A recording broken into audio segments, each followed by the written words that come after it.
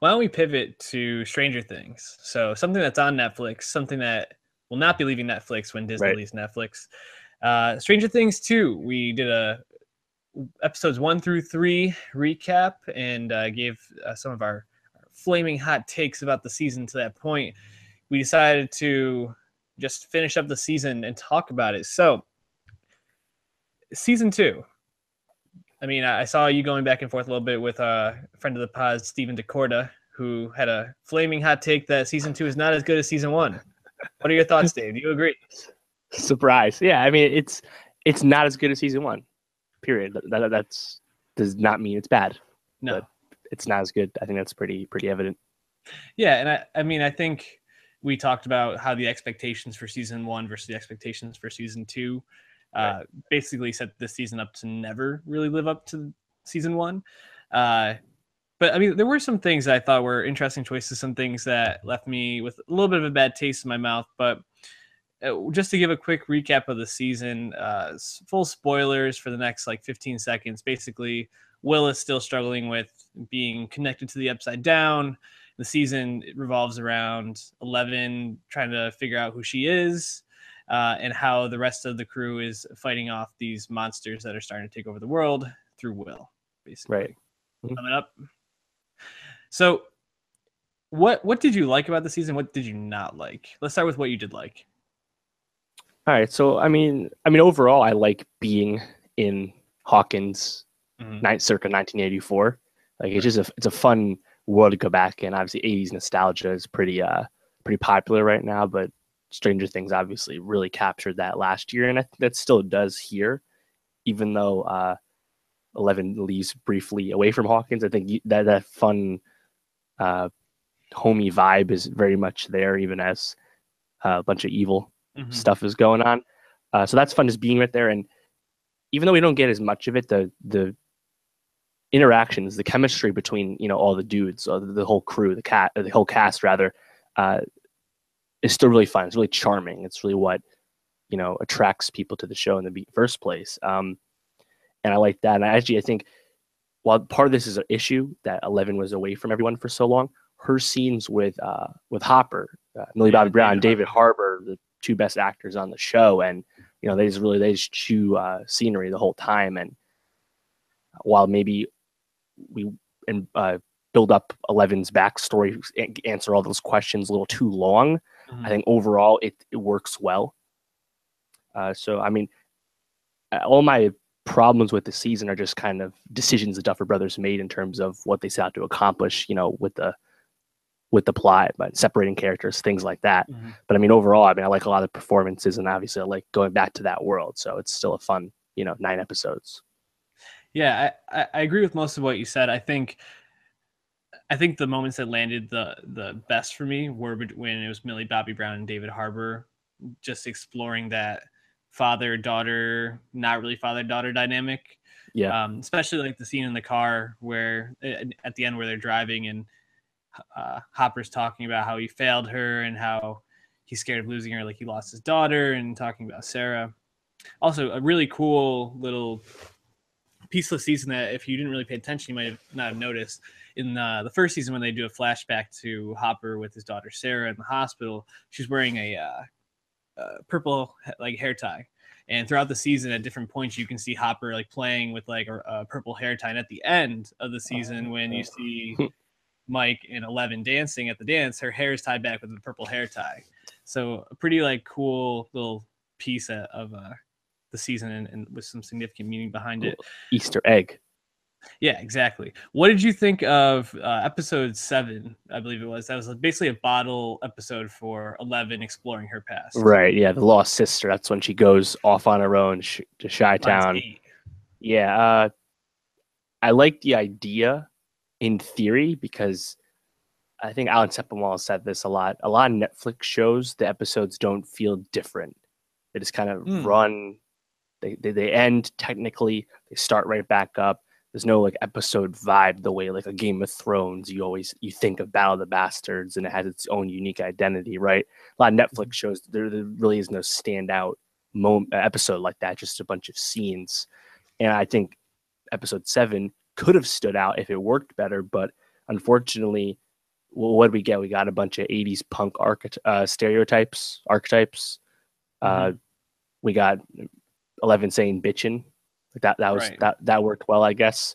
But I mean, overall, it cuts the plot, or stops the plot, to a crawl, because we had a Yeah. cliffhanger the episode beforehand with the demo dogs and whatnot. Mm-hmm. So I it failed in execution, and also I think a big part of that is because it didn't result in anything. It's like it didn't matter. 11 like just left, and I Right. guess maybe she understood her powers a little better, but like it felt very inconsequential. And also because what's her name? What was her name? Callie. Uh, Yeah, she didn't come back at the end or something. It wasn't I know. Chekhov's 8. So it really didn't feel like it mattered for this season anyway. I saw some people theorizing that there may be um like a spin-off show possibly coming following like that crew, just by the way that it was set up with such like unique and like trying to be interesting that weren't really that interesting It was like a characters. pilot. Yeah, what would you think about that? I don't think so. I think the Duffers clearly need all their attention on Stranger Things, because they probably had to rush the writing a little bit for getting season 2 out so fast. Right. So while Netflix probably would love to milk the world, the IP, if you will, Mm-hmm. I don't think so. I think maybe we'll see 8 and the other numbered kids showing up for the last 2 seasons, because I believe they've Right. already announced it's going to be a 4-season show. Uh, I could see that happening, and maybe this episode will, have more resonance with the audience down the line. But in terms of how season 2 worked, just felt very superfluous. Yeah, I agree. I hope they also don't do a spin-off show, especially not until they at least finish Stranger Things. I wouldn't mind at that point if they decided to take some thread and follow it. But Sure. To kind of bring it back to this season, I think one of my biggest issues of the season was with Dustin. I mean, Ah, go ahead. no. So you had told me originally that Dustin was getting some negativity, Right. opening weekend, if you will, when Mm-hmm. everyone started watching and making their way through. And then as I was watching, I was like, all right, I could see why. It just seemed like he was just kind of like a doof the whole time. Like he was either just there for comic relief or doing something dumb. Right. And it wasn't as charming as it was in season 1, because I think he was just a little smarter, because he Mm-hmm. wasn't separated all the time like he was in this season. So I can understand it. But yeah, what is your gripe? My gripe is, I mean, you hang out with your friends every single day. One of your friends is literally having flashback episodes about this upside down world that is like about to tear apart your town. You find an alien creature and you immediately think, "Oh no, I need to take care of this thing." But Dart, That's no. fuck Dart. Um, Dart would like play them all like a fucking fiddle. Also, shout out my man Joe Keery, by the way. Played, Dude, yeah, dude, he was fucking goat. freaking awesome. Steve, Steve first Harrington. season was like but this season he really stepped it up in a big way. Um, Yeah, I I don't know. think as they realized as they were writing that, or making the show, that Joe Carey is just like a really good actor. Mhm. Um, and he's in a commercial already, so like I think Yeah, we'll see him for a long time. But they they wanted to give him more to do, and thank God, because they had everyone separated, and putting him and Dustin together, I think, was awesome. yep, Uh, but the same kind of issue I have with Nancy and Jonathan, I have with Steve, because where does season 2 leaves us? Like, what do we have for those characters besides the will they or won't they? You know, right. like the love triangle still isn't resolved. Nancy doesn't have any agency, that's for damn sure. And then Steve is just kind of there. Like, are we gonna? Are you really gonna have him in the crew with all the boys? Like, I don't think so. So, I loved the performance this year and the arc. It wasn't really much of an arc. I don't think there was much growth. No, definitely there wasn't much growth as characters. I think next season I'm guessing will be at least a year in the future, if not more. Probably like a year and a half, I'm guessing. So we'll probably put Nancy and Jonathan right near the end of their high school days. Steve will have been an adult for Yeah, what, a year. a year, Mm-hmm. adult as much as you can be an adult at 18. Yeah. So it'll be, I think it'll be interesting to see if they move more towards like that transition, like maybe because they're all going to be going different directions, there's no love triangle, but it's more exploring like how they're taking those next steps and preparing for that, and how the issue with the upside down, which I'm guessing will come back up almost undoubtedly, of course, will tie them back.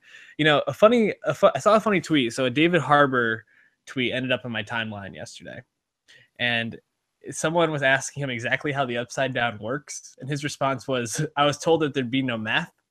But who the hell is like looking at the upside down and like, oh, I really need to figure out like how this works, and there's a portal but you don't turn upside down, like what? That's the Westworld Reddit obsessive fandom, man. Yes. It's like they only care about the plot and what is, whereas I think anyone who's watching Stranger Things with a critical eye is kind of annoyed with the upside down because we don't really understand the rules in terms of how it works with 11, so right.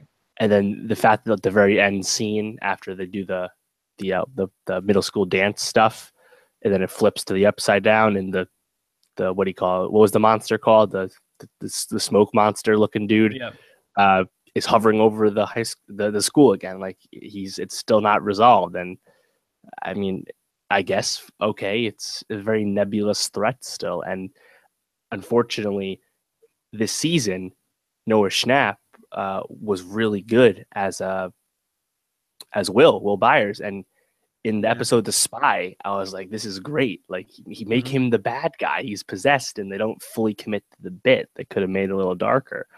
So yeah, I mean, questioning what the upside down is, and like, no, you got to question if the upside down is going to actually work for the show moving forward, let alone how it works. Like that's not important. Yeah, and to kind of just go back to like Will being possessed, how about your girl Nancy just sticking him with a hot poker? And like she basically put a hole in that kid's leg, and like it never gets addressed. Yeah. Again, Nancy, we criticized when we talked about the first 3 episodes, which you can catch at soundcloud.com/nostalgia-pod, but we kind of criticized Nancy for the manufactured Barb grief, which naturally totally goes away from like episode 4 on. But again, like, what is there to Nancy's character? Like she's a fucking badass on the down low. Yeah, no, I'm not saying like I don't like her like the performance, but I just don't understand what's going to happen for the character moving forward. I liked Max as a new addition to the crew, but because 11 was separate the whole time, it just seemed kind of like I don't want to call it lazy, but like, oh, we'll just add another girl to the crew and it'll work fine, and we've already done this before. So while I like the performance and I like where it ended up with Lucas, I think that's kind of overall the season kind of being a little bit of a puzzle. Billy though, her brother, while I find him like charming when he's gonna smash Mrs. Byers. Buono? Yeah, what about Buono though? But Billy clearly had something else to do in earlier drafts, and it was just scrapped. Yep. Like he has no purpose or meaning. He's just there, shouldn't be there. But yeah, I hope he smashes. Oh, dude, he's gonna smash, no doubt. It's actually really funny because when you think about Nancy, like I feel like 2 of my favorite moments, like unintentional comedy moments, but like when they're like, "Who here can handle a gun?" and she's just like, "I can." Every kid in the room is like, "No way," and she's just like, "I can handle a weapon." It's like, what? Like I was like, okay. Nancy.